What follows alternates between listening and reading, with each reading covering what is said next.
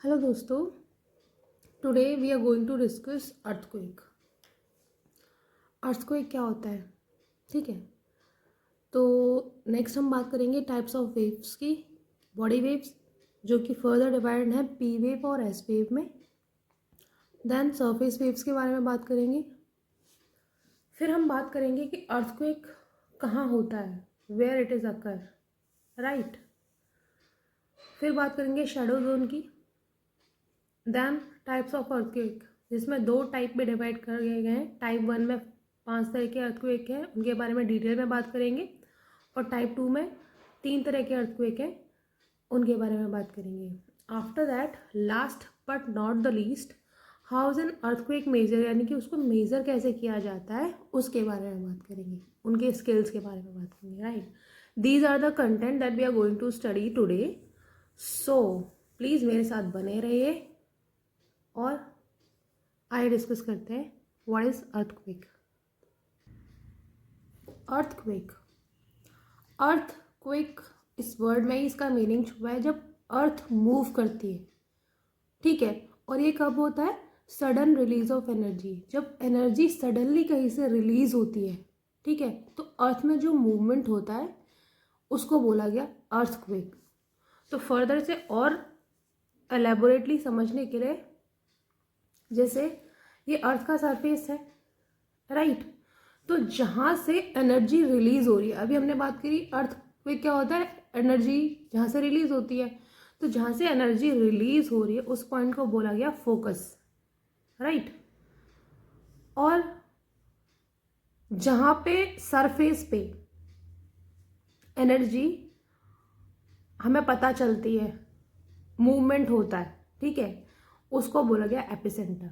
अब ये एनर्जी जब रिलीज हुई तो ऐसा तो नहीं है कि ये डायरेक्ट यहाँ से यहाँ पे चली गई, तो in the form of waves move करती है ये, ठीक है, तो उनको बोला गया सिस्मिक वेव। जब एनर्जी यहाँ से यहाँ तक मूव करी तो in the form of seismic waves, right. तो हमने यहाँ पे 3 टॉपिक पढ़े, focus, epicentre and seismic wave. Focus वो होता है जैसे रिलीज हो रही है, सिस्मिक वेव्स जहाँ से वो चल के जाती है, और डायरेक्ट जहाँ पे इम्पैक्ट होता है, मूवमेंट होता है, उसको बोला गया epicentre. I hope this is clear to you. इनकी जो डेफिनेशंस है ना, आपको एनसीईआरटी में मिल जाएंगी जब आप इसको पढ़ेंगे। यहाँ पे हम सिर्फ कॉन्सेप्ट के बारे में 11th-12th की एनसीईआरटी आप पढ़ेंगे, उसमें डिटेल में आपको सब कुछ मिल जाएगा, लेकिन जो एलेबोरेट करना है, कॉन्सेप्ट समझना है, वो हम यहाँ से समझ रहे हैं, ठीक है। डेफिनेशन तो आपको कहीं से भी मिल जाएंगी। नेक्स्ट हम बात करेंगे टाइप्स ऑफ वेव्स, जो सिस्मिक वेव जैसे एनर्जी मूव होके ऊपर जा रही है एपिसेंटर तक, ठीक है, सरफेस तक, तो वो वेव्स की फॉर्म में जा रही है, ठीक है। तो हम वेव्स के बारे में पढ़ते हैं कि जहाँ से एनर्जी चली, ठीक है, और वो सरफेस पे ऐसे सरफेस वेव की फॉर्म में हमें दिखती है।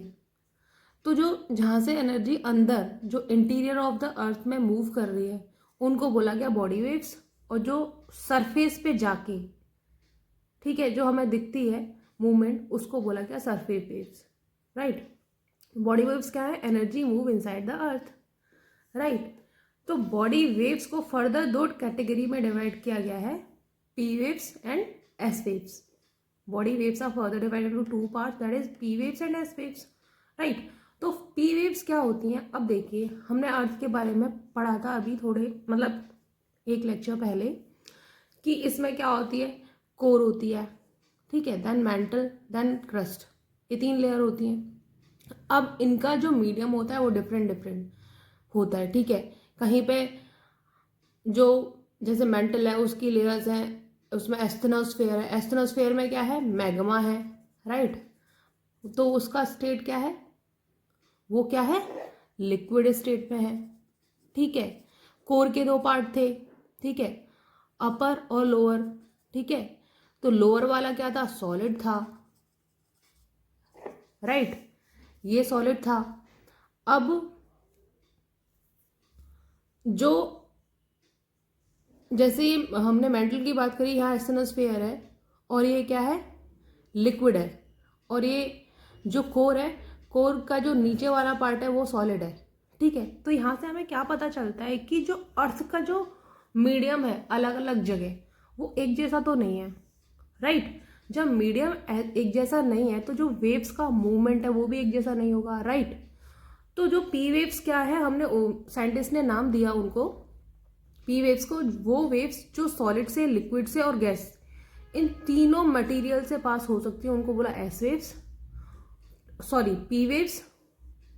और एस वेव्स किसको बोला, जो सिर्फ सॉलिड से पास हो सकती हैं, उन्होंने उन्हें एस वेव बोल दिया। S for solid, S for S wave, ऐसे आप याद कर सकते हैं, ठीक है। अब जब मीडियम डिफरेंट है तो वेलोसिटी भी डिफरेंट होगी, राइट।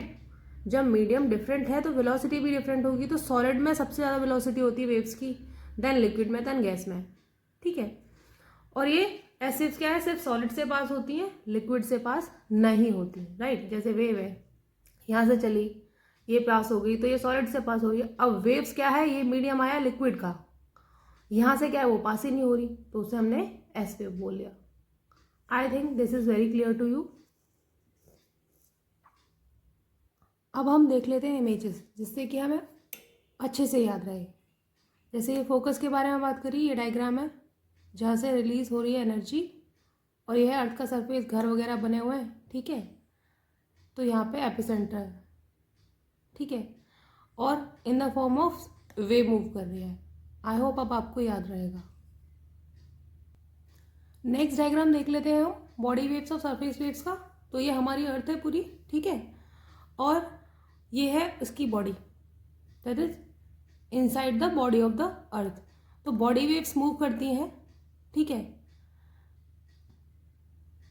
तो ये बॉडी वेव्स का मूवमेंट है inside the body of the earth, यहाँ से लेके यहाँ तक। और सरफेस वेव्स ये ऐसे शो कर रखा है कि बॉडी वेव्स मूव कर रही है इनसाइड द बॉडी, ठीक है, बॉडी वेव्स।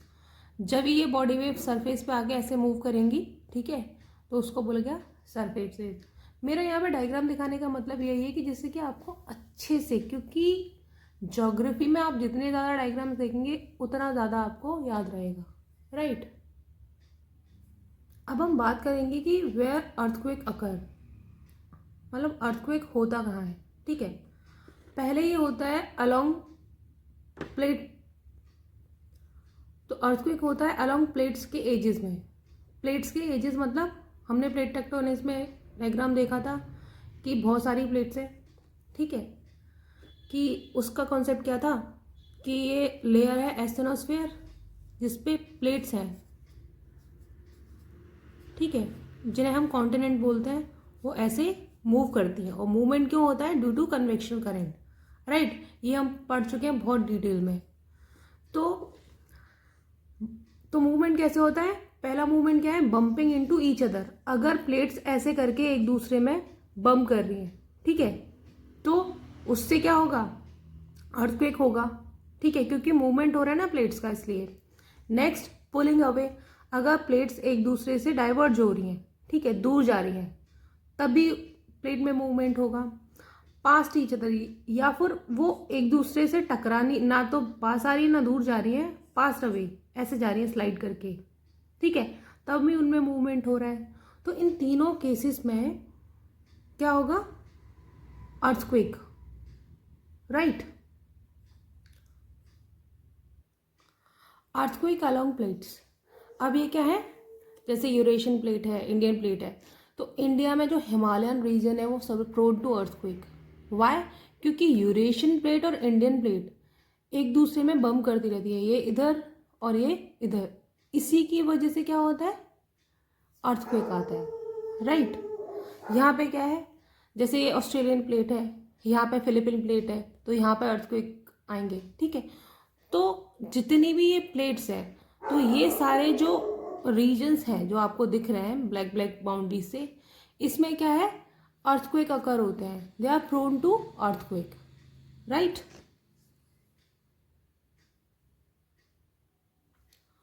दूसरा जो अर्थक्वेक अगर होते हैं वो है अलोंग फॉल्ट्स।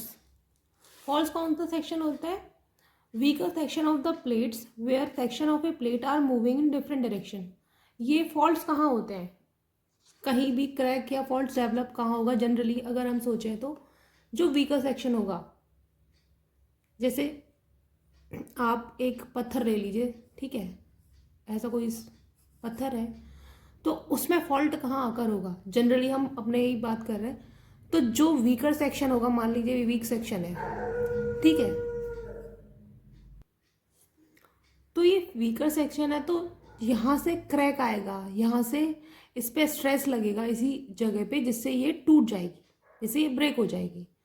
तो सेम क्या है, जो अर्थ की प्लेट्स हैं, ठीक है, तो उनमें फॉल्ट जहाँ वहाँ से आता है जहाँ पे वो वीक होती हैं, ठीक है, ठीक है, जहाँ पे अर्थक्वेक अकर हो गए होते हैं, पहला अलोंग प्लेट्स के एजेस पे और दूसरा अलोंग फॉल्ट्स, राइट।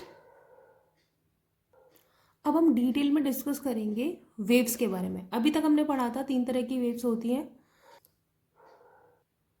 तो अभी तक हमने पढ़ा था टाइप्स ऑफ अर्थक्वेक वेव्स, ठीक है, बॉडी वेव्स होती हैं और सरफेस वेव्स होती हैं। अर्थक्वेक वेव 2 तरह में डिवाइड है। वहीं बॉडी वेव्स की बात करें, फर्दर डिवीजन है इनका, प्राइमरी वेव्स जिन्हें हम पी वेव्स बोला है, secondary waves that is S waves, right. तो अब इन वेव्स के बारे में हम डिटेल में डिस्कस करते हैं, okay. Surface waves move along surfaces. ये किसके अलोंग मूव करती हैं? सरफेस, अभी हमने डायग्राम देखा था कि ये अर्थ का सरफेस है, ऐसे करके मूवमेंट होता है इनका। इनको कहा जाता है पीरियड वेव्स ही बोलते हैं इन्हें, ठीक है। अगर कहीं लिखा आ जाए period wave, that is surface waves, right. Developed in the immediate neighbour of the epicentre. अभी हमने बात करी थी कि जहाँ से डेवलप हो रहा है उसको बोलेंगे फोकस, और जहाँ पे सरफेस पे वो हमें पता चलता है चीज़ है, उसको बोलते हैं एपिसेंटर, ठीक है। तो ये कहाँ डेवलप होते हैं? नियर द एपिसेंटर, ठीक है। अगर एपिसेंटर यहाँ है तो ये ऐसे करके डेवलप होंगी, राइट।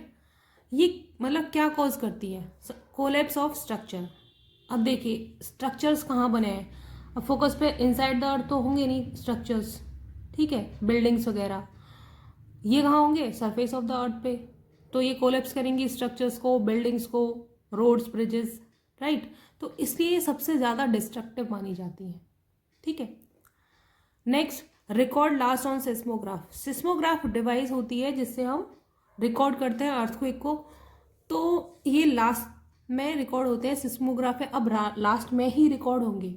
वाई? बिकॉज क्योंकि सरफेस पे वेव्स बाद में ही तो फील हो रही हैं, ठीक है, क्योंकि पहले तो फोकस से डेवलप हो रही हैं, तो ये लास्ट सिस्मोग्राफ पे रिकॉर्ड होती हैं। नेक्स्ट हम बात करेंगे एस वेव्स और पी वेव्स के बारे में। एस वेव्स, इनको ट्रांसवर्स वेव्स भी कहा जाता है और डिस्टॉर्शनल वेव्स भी कहा जाता है, राइट। और पी वेव्स को क्या बोला जाता है? लॉन्गिट्यूडनल और कंप्रेंशनल वेव्स। ये जो एस वेव है रीच करती हैं सरफेस पे टाइम लैग के साथ, ठीक है। एस वेव क्यों टाइम लैग के साथ रीच करती है? Because S waves pass through the solid medium only, right. ये सिर्फ सॉलिड से पास करती हैं, अब लिक्विड आ जाएगा तो उससे पास ही नहीं करेंगी, इसलिए टाइम लैग के साथ रीच करती हैं। वहीं P waves are move faster and first to arrive at the surface. ये वो वेव्स होती हैं जो हर मीडियम से पास होती हैं, राइट। तो ये फास्टर मूव करती हैं और first to arrive at the surface, ये सरफेस में सबसे पहले अराइव करती है, रीच करती है, राइट। ये ट्रैवल करती हैं ओनली सॉलिड, ठीक है। एस वेव सॉलिड से मूव कर रही थी, ये हमने डिस्कस कर चुके हैं पहले ही, क्योंकि इन्हें ज़रूरत होती है रिजिड मीडियम की, ठोस मीडियम की, टू ट्रैवल, राइट। वहीं P wave, solid, liquid, gas, तीनों मीडियम से पास होती हैं। इनकी जो वेलोसिटी होती है वो सॉलिड की सबसे ज़्यादा, लिक्विड की उससे कम, गैस की सबसे ज़्यादा, राइट। ये क्वेश्चन पहले भी आ चुके हैं, वेलोसिटी और कहाँ कहाँ किस किस मीडियम से कौन सी वेव पास करती है, तो इसको बहुत ध्यान से पढ़िएगा, राइट। नेक्स्ट जो पॉइंट है एस वेव्स में क्या है कि जो मूवमेंट होता है वेव की डायरेक्शन का एस वेव में, ठीक है। जैसे वेव मूव कर रही है इस डायरेक्शन में, ठीक है, ये वेव का मूवमेंट है। तो जो पार्टिकल्स होते हैं, क्योंकि ये डिफरेंट मीडियम से बनी होती है ना, जैसे सॉलिड, लिक्विड, गैस, ठीक है, तो मूवमेंट होता है पार्टिकल का वो perpendicular to the direction of wave. Wave ऐसे मूव कर रही है तो पार्टिकल्स कैसे मूव करेंगे? इस तरीके से, राइट। तो ये क्या बनाते हैं, मिड क्रस्ट एंड ट्रफ, इस तरीके से क्रस्ट और ट्रफ बनाते हैं, ये एस वेव का मूवमेंट है, ठीक है। इसलिए जो इसका जो नाम बताया था, ट्रांसफर और डिस्टॉर्शनल वेव्स, राइट, एस वेव का जो स्टार्टिंग वाला पॉइंट था।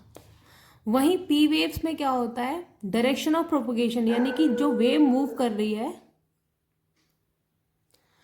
तो जो डायरेक्शन ऑफ प्रोपगेशन है, मूवमेंट ऑफ वेव कैसा है, वो भी ऐसे है, और मूवमेंट ऑफ पार्टिकल्स, ठीक है, पार्टिकल्स का भी मूवमेंट ऐसे है, सेम डायरेक्शन में, तो दोनों सेम डायरेक्शन में मूव कर रहे हैं, राइट।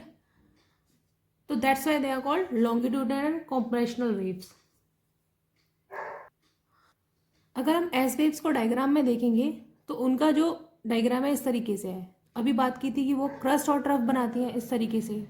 तो जो मूवमेंट है पार्टिकल्स का वो तो परपेंडिकुलर है, अगर वेव का मूवमेंट ऐसे है तो पार्टिकल का ऐसे है, तो इस तरीके से ये क्रस्ट एंड ट्रफ बनाती है, राइट। वहीं बात करें तो पी वेव्स कैसे होते हैं, इस तरीके से कि उनके वेव का मूवमेंट भी ऐसे ही है और उनका जो डायरेक्शन ऑफ प्रोपगेशन है वो भी सेम डायरेक्शन है, ठीक है, propagation and movement of particle. तो पी वेव और S wave. I hope this topic is clear to you. Next topic is shadow zone. अब ये big shadow zone, S waves, common zone 105 to 145, ये हम detail में discuss करेंगे ये क्या होता है थ्रू द डायग्राम। जस्ट अभी हमने पढ़ा था पी वेव्स और एस वेव्स के बारे में, ठीक है। पी वेव्स कौन सी होती हैं, जो सॉलिड, लिक्विड, गैस तीनों मीडियम से पास होती हैं। वहीं एस वेव्स कौन सी होती हैं, जो सिर्फ सॉलिड से पास होती हैं। तो this is the entire structure of the earth, ये हमारी कोर है, ठीक है। अब सबसे पहले हम पी वेव्स के बारे में बात करते हैं, और पी वेव्स के बारे में बात करने से पहले आप दिमाग में ये रखिए कि सॉलिड, लिक्विड, गैस ये तीनों मीडियम से पास हो रहे हैं, और इनकी जो वेलोसिटी है is different in different medium, ठीक है। सॉलिड में सबसे ज़्यादा है, लिक्विड में उससे कम, एंड गैस में सबसे कम, ठीक है। तो इसमें क्या है, जो वेव्स का जो मूवमेंट है वो कैसा है, ये बात करते हैं। अब देखिए, यहां से वेव चली, ठीक है, जैसे मान लीजिए ये सॉलिड में ये मूवमेंट है, तो वो डायरेक्टली ऐसे पास होती जा रही है। अब यहां से जैसे मीडियम चेंज हुआ, क्योंकि ये डेविएट कर रही है हल्का सा, इसका मतलब मीडियम चेंज हो रहा है, ठीक है। तो ये हल्का सा इसका डेविएशन है, और वहीं फिर ये फर्दर और रीच कर रही है यहाँ तक, तो इसका मतलब मीडियम चेंज हो रहा है। डेविएशन, ये हल्का सा लाइन जो अलग हो रही है इस तरह से इसका पाथ, इसका मतलब ये मीडियम का चेंज होना है।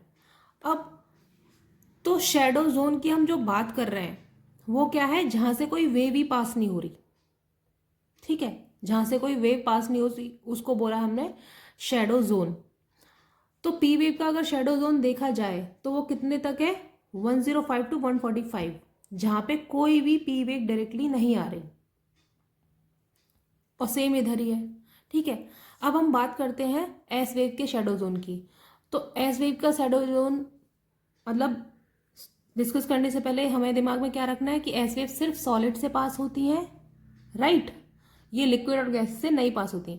अब जैसे वेव्स आ रही हैं, ठीक है, पी वेव्स, तो ये सॉलिड मटेरियल है, तो यहां से ये पास हो रही हैं। वहीं जैसे ही मीडियम चेंज हुआ, ठीक है, जैसे मैग्मा आया या मॉल्टन मटेरियल, तो उससे ये पास नहीं हो रही, राइट, क्योंकि ये कोर है, कोर का जो इनर पार्ट है वो सॉलिड है, ऊपर वाला क्या है, मॉल्टन, तो यहां से ये पास ही नहीं हुई, ठीक है।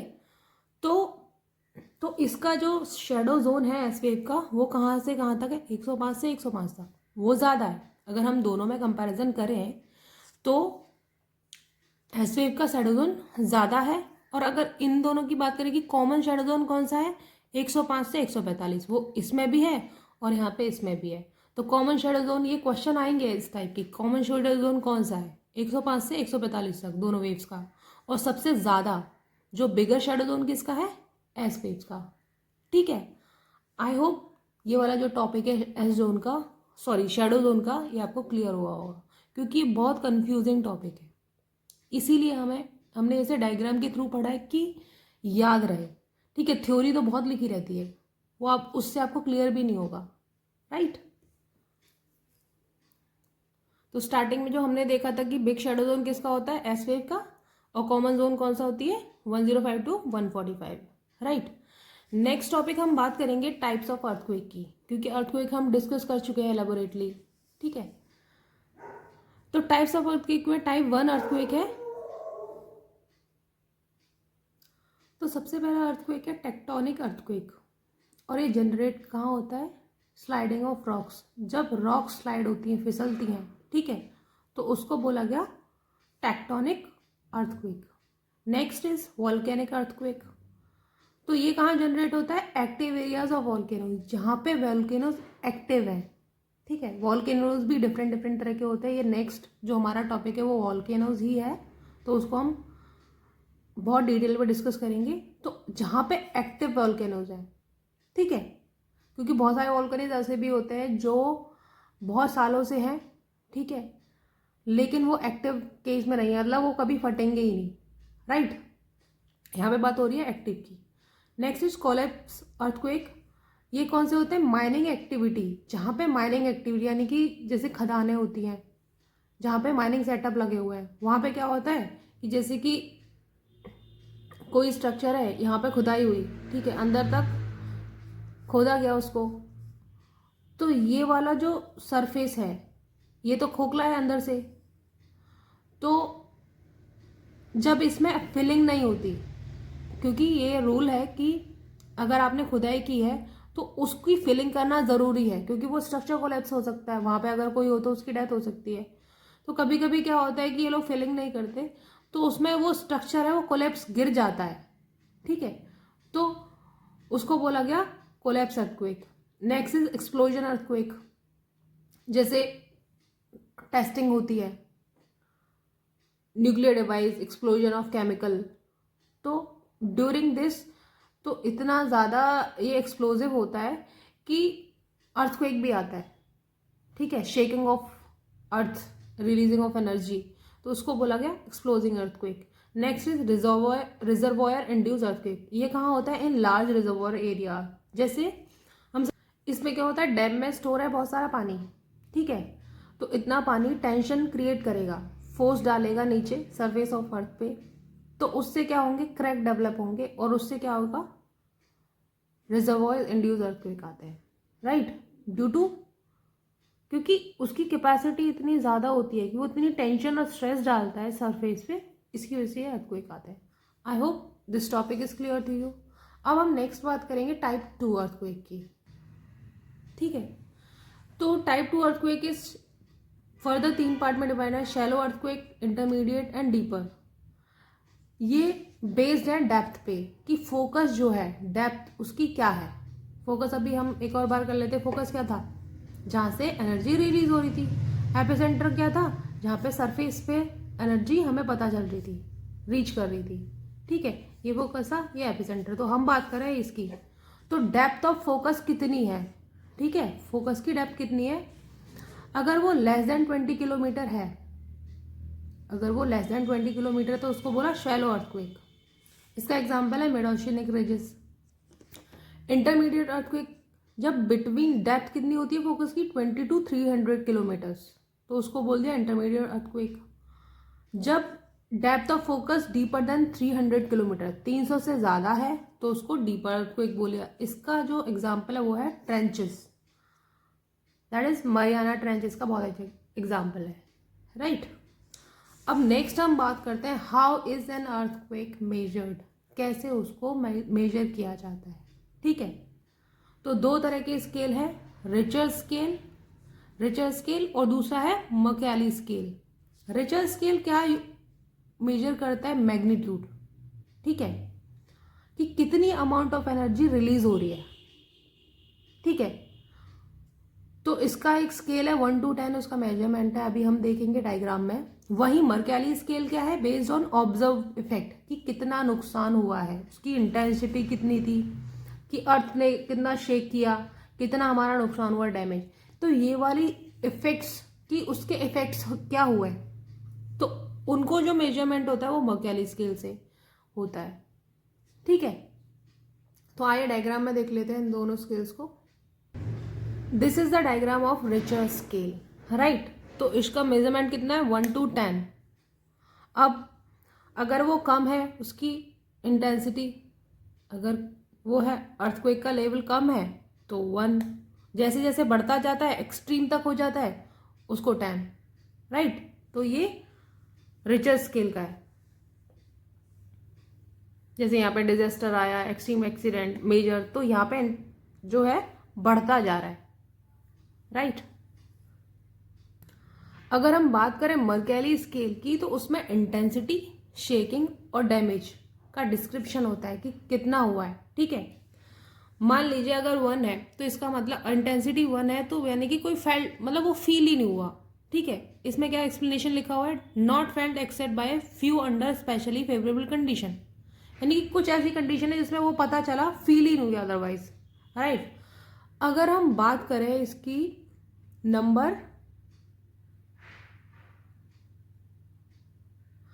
अगर हम बात करें एक्सट्रीम कंडीशन की, दैट इज नंबर 10, तो उसमें कह रहे हैं some well build wooden structure destroy, यानी कि इसमें डिस्ट्रक्शन हुआ है।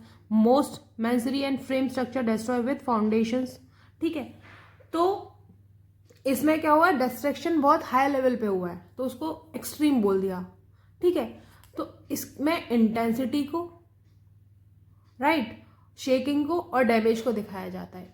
वो कौन सा स्केल है, मर्कैली स्केल, ठीक है। I hope this is very clear to you. यहाँ पे हमने अर्थक्वेक के सारे टॉपिक डिस्कस किए जो स्टार्टिंग में हमने बोला था, टाइप्स ऑफ वेव्स, ठीक है, जो body waves and surface wave, earthquake कहाँ आकर होता है, शैडो जोन के बारे में, ठीक है। टाइप्स में टाइप 1 टाइप 2 अर्थक्वेक, राइट, और लास्ट में how is an earthquake measured. I hope ये सारे टॉपिक आपको बहुत अच्छे से बहुत कम टाइम में क्लियर हुए होंगे। अगर आपको लेक्चर्स पसंद आ रहे हैं, एक्सप्लेनेशन का तरीका पसंद आ रहा है तो please do comment in the comment box. अगर नहीं भी आ रहा है, अगर कोई कमी है तो फिर भी आप कमेंट करिए। Thank you so much. Subscribe करिए मेरे चैनल को, share with your friends. Thank you, see you soon.